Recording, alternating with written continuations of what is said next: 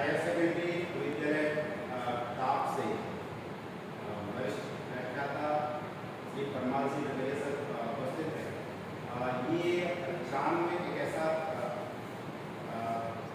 व्यक्तित्व रखते हैं कि हर सामाजिक कार्यों में प्रत्येक धार्मिक कार्यों में सहजता के साथ उपलब्ध होता है। जितनी इनकी वरिष्ठता है, हम लोग जब श्रमदान करते हैं तो सबसे आगे आप होते हैं। हंसिया लेखने की गाजर घास में काटना तो आप उसमें सहभागिता देते पाए जाते हैं। इसी के साथ टीचर्स वेलफेयर सोसाइटी के सर आप योग प्रभारी के अध्यक्ष थे और इन्हें योग कराने का बहुत अच्छा अनुभव है और हम लोगों ने इनके सानिध्य में बहुत अवधि तक योग किया है और अपने आप को प्रयास करते हैं कि रख पाएँ। तो ऐसी शख्सियत हमारे मत है। निश्चित तौर पर समाज को दिशा दशा देने के लिए ऐसे गुरुओं की हम आवश्यकता होती है। जैसा कि आदरणीय प्राचार्य सर ने कहा कि उनका सम्मान किया जाना, मैं रिक्वेस्ट करूँगा आदरणीय प्राचार्य सर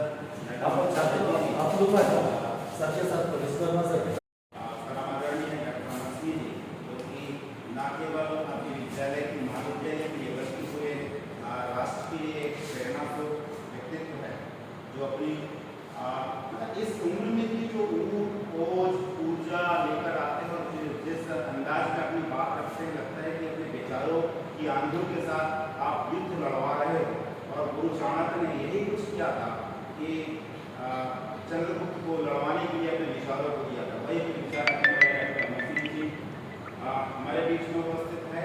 हमारी टीचर्स वेलफेयर सोसाइटी व नेशनल समाज के तहसील एग्जाम के अध्यक्ष बॉक्सी वर्मा जी हमारे बीच में हमारे अतिथि के रूप में उपस्थित आदरणीय नगरिया सर, हमारे प्रोफेसर मैडम द्विवेदी, आदरणीय प्रोफेसर शर्मा जी, आदरणीय सर और प्यारे बच्चों, आदरणीय मैम। आज हम जिस स्वस्थ परंपरा का यहाँ पर निर्वहन कर रहे हैं, निश्चित तौर पर आज शासन ने इसको ध्यान दिया। ये हमारी परंपरा, हमारी परिपाटी और ये परिपाटी हम सम्मान देना चाहते हैं उन गुरुओं को।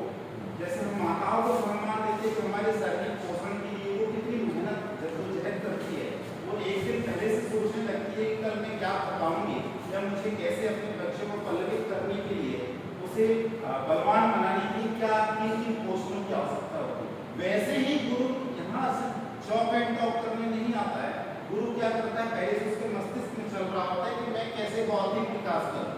जब तो दूसरा विकास को काम करने का काम करता है वो हमारा गुरु करता है। तो निश्चित तौर पर भी वो भी एक माता का गुरु होता है। कहते हैं कि प्रथम गुरु माता होती है, वैसे ही हमारा पोषण करने का, यदि कोई बौद्धिक पोषण करने का काम करता है तो हमारा गुरु करता है। तो निश्चित ही आपका चित्रण हमारे समक्ष रखा और उसके द्वारा हम उन महान गुरुओं को यहाँ पर नमन करते हैं और एक स्वस्थ परंपरा का निर्माण करते हैं। मैं आदरणीय प्राचार्य सर और आदरणीय प्रोफेसर जो कि एक तरुणाई युवकों को जो आप लोग एक शिक्षा देते हैं, शायद मैं समझता हूँ ये तो प्राथमिक शिक्षा सबसे कठिन है या उसके बाद सबसे कठिन है तो ये महाविद्यालय शिक्षा है। जब व्यक्ति सुनना नहीं चाहता इस एज में, कुछ जो कुछ उसके मन में होता है ज्वालामुखी की तरह उसको उबाल मारता होता है, उस पर आप एक अपने ज्ञान की दृष्टि करते हुए उस ज्वालामुखी को शांत करके नई दिशा देते हैं और निश्चित तौर पर एक प्रकृति जैसे निर्माण करती है, वैसे आप उसके व्यक्तित्व का निर्माण करते हैं। निश्चित तौर पर आप सभी को मैं हमारी टीचर्स वेलफेयर सोसाइटी की ओर से बहुत बहुत सारी शुभकामनाएं देता हूँ और अपेक्षा यही करता हूँ हमारे जो बच्चे यहाँ बैठे हैं कि हमेशा हमें गुरुओं का सम्मान करना चाहिए। इसलिए कहा है कि यदि हमें किसी से एक शब्द भी सीखने को मिला तो पूरी धरती, पूरा आसमान, ब्रह्मांड को भी आप उसके चरणों में उड़ेल दिया जाए तो हम उस ज्ञान से उड़ेल नहीं हो सकते। ऐसे गुरुओं को हमें सम्मान करना चाहिए। आज आदरणीय प्राचार्य सर ने अब प्राचार्य सर को आप यहाँ मैं कभी कभी सोचता हूँ कि क्या चांद की किस्मत अच्छी है या आदरणीय सर की किस्मत खराब। फिर कभी लगता है कि नहीं, सर चांद पर है तो सर की किस्मत भी अच्छी है और चांद की किस्मत भी अच्छे हैं। यदि आप एक लेक्चर दे रहे होंगे किसी व्यवसायिक स्किल डेवलपमेंट के प्लान में, एक एक सेशन सर के एक विभाग के होंगे, मैं ऐसा महसूस करता हूँ। तो निश्चित तौर पर चांद की उन्होंने गरिमा बढ़ाई है, चांद को उन्होंने उज्जवल किया है और हमें बड़ा प्राउड फील होता है आज कि डॉक्टर अमर सिंह जी चांद में हैं। तो मैं जब कोई बात करता हूँ मैं ये बोलता हूँ वो चांद में नहीं है, वो चांद पर है। उनके व्यक्तित्व का पता चलता है। मैं पुनः सत नमन करता हूँ आपके शिक्षणों में और प्यारे बच्चों से यही अपील करता हूँ कि हमें हमारी भारतीय संस्कृति को अक्षुण बनाए रखना है। ये स्वस्थ परंपरा है और ये ऋषि मुनियों की देन है। वो ऋषि मुनि जंगलों में उनका कोई आमोद प्रमोद का कोई विषय नहीं था, पर बच्चों के छात्रों के एकाग्रता के साथ शिक्षा देने के लिए वो है स्थान उपयुक्त था। आज आपका जो विद्यालय है ये आश्रम से कम नहीं है। यदि यही हमारे शहरी क्षेत्र में हो रहा होता तो यहाँ से इधर मोटरसाइकिल की आवाज, इधर बस की आवाज कोलाहल पूर्ण होता और आप सही में महर्षि सांदीपनि या इसकी तरह आप लोग यहाँ पर जीवन व्यतीत करते हुए बच्चों को शिक्षण दे रहे हैं। मैं आपको गुरु पूर्णिमा पर भी बधाई देता हूँ। मैं आदरणीय वर्मा कि आदरणीय प्राचार्य सर को हमारी सोसाइटी की ओर से डायरी भेंट करेंगे और गुरु पूर्णिमा पर जहाँ हो सकता है अपनी मनचाही जगह जन्म न ले पाए, मनचाहे परिवार में न ले पाए, लेकिन हम अपना मनचाहा काम तो कर सकते हैं। उसको कौन रोकता है? चांद में रह के आप मध्य प्रदेश से ऊपर के लेवल के काम करो, कौन किसने रोका है? मुझे एक दिन, मैं तो राकेश से सीधा जुड़ा हूँ, कलेक्टर की एक मीटिंग थी, पूरे जिले के अधिकारी बैठे थे, तो वहाँ एक दिन एक अफसोस हुआ। इलेक्शन की समीक्षा हो रही थी, उसमें एक अफसोस आया। तो अफसोस इस बात का था कि मध्य प्रदेश में सबसे ज्यादा काम मतदाता जागरूकता में राकेश ने किया और राकेश का नाम चुनाव आयोग द्वारा सम्मानित होने के लिए गया था। तो पता नहीं कहाँ टेक्निकल फॉल्ट हो गया कि उसकी डायरेक्शन चेंज हो गई। कोई दिक्कत नहीं, जिला तो जानता है, कलेक्टर तो जानता है और आप उस पद के व्यक्ति हैं। तो एक ऐसी शख्सियत राकेश को भी ये मलाल हो सकता है कि मैं प्रोफेसर नहीं हूँ तो उस लेवल का काम नहीं कर सकता है। नहीं, ऐसा कुछ नहीं। आप किसी भी पोजीशन में हो सकते, कहीं भी रह सकते हैं। अगर जज्बा है तो आप काम कर सकते हैं। गुरु भी यही सिखाता है।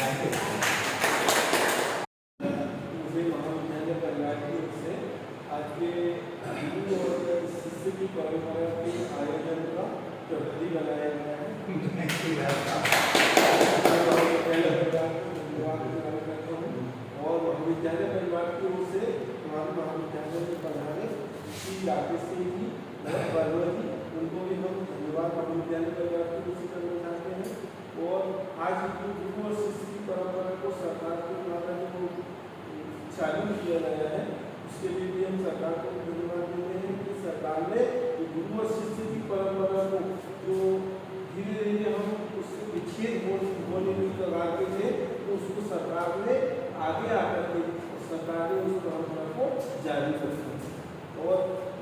साथ ही हम ये देखते हैं कि गुरु और शिष्य, हम देखते हैं कि गुरु ही गुण ही रहता है, परंतु उसके चेला जो है वो शक्कर बन जाते हैं। काबिलियत होती है। हमने यहीं पर एक कार्यक्रम देखे थे अपने पुराने जो कॉलेज होता था, वहाँ पे जब राजू मैडम का विदाई समारोह, उस समय देखिए कि पूरे चांद ब्लॉक के पूरे इतने सारे लोग आए थे, इतने सारे शिक्षक आए थे उनके सम्मान के लिए कि शायद जिले में उतना अच्छा कार्यक्रम नहीं हुआ। प्रदीप सर का भी हुआ, प्रदीप सर का स्वागत करते हैं आप। और 8 लाख से आज एक बड़ा सौभाग्य का विषय था कि इतने महान गुरुजन हमारे बीच में थे, और मैं जैसे मानती हूँ कि अपने बच्चों का दुर्भाग्य कि आज वे सुनने से वंचित रह गए, पर जो बच्चे आज इनको सुन पा रहे हैं, मुझे लगता है उनकी ऊंचाइयाँ आप भविष्य में कभी न कभी देख पाएंगे। तो मैं बहुत धन्यवाद आदरणीय अग्रवाल जी को, आदरणीय सर को, आदरणीय राकेश सर को बहुत बहुत आभार व्यक्त करती हूँ कि उन्होंने इतने व्यस्त क्षणों में हमें अपना समय, कीमती समय यहाँ पर दिया और हमारे साथ विचार साझा किए। और सर का जो उद्बोधन था वो तो बहुत ही प्रेरणादायक हम लोगों के लिए भी था कि जिस तरह से उन्होंने संस्कृत से शुरू किया और कबीर की जो मतलब पंक्तियों से समापन किया, तो वो हमारे अंदर भी ऐसे एक आध्यात्मिक जागृति को अनुभूत करा गया। तो ये बहुत हमारे लिए भी बहुत अच्छा गुरु पूर्णिमा के अवसर पर हमें ऐसा सुनने को मिला। हम इसके लिए भी उनका बहुत आभार व्यक्त करते हैं। सभी को बहुत बहुत आभार।